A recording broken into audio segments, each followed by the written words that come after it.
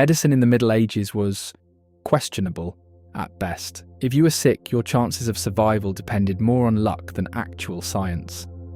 Let's take a look at some of the wildest medical practices and superstitions of medieval times. Feeling sick? Just drain some blood. Bloodletting was one of the most common treatments for everything. Fevers, headaches, infections, you name it. The idea was that illnesses were caused by an imbalance of bodily fluids, so removing blood would rebalance the body.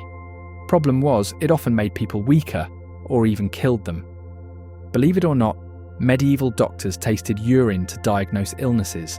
They believed the colour, smell and taste revealed a patient's condition. Imagine walking into a doctor's office today and being handed a cup of pee for a taste test. Yeah, hard pass. The Black Death was the deadliest pandemic in history, wiping out nearly 50% of Europe's population in just a few years. But what caused it? Some believed it was bad air, others blamed angry gods or even witchcraft. People carried flowers or burned herbs to purify the air, none of which helped, of course.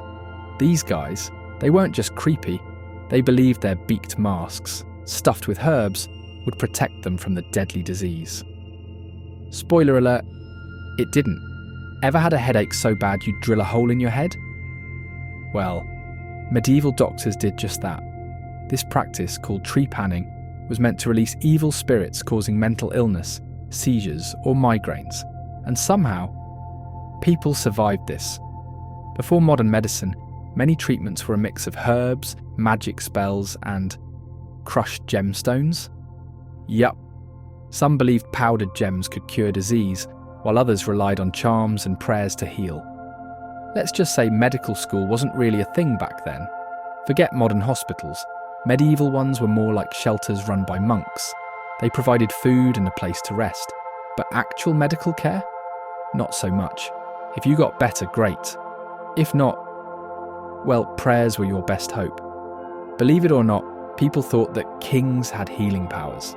It was called the king's touch, and rulers were believed to cure diseases like scrofula just by laying their hands on the sick. Did it work? Probably not. But hey, it gave people hope. Of all the bizarre treatments, leeches are still used today. In medieval times, they were placed on wounds to suck out bad blood and prevent infection.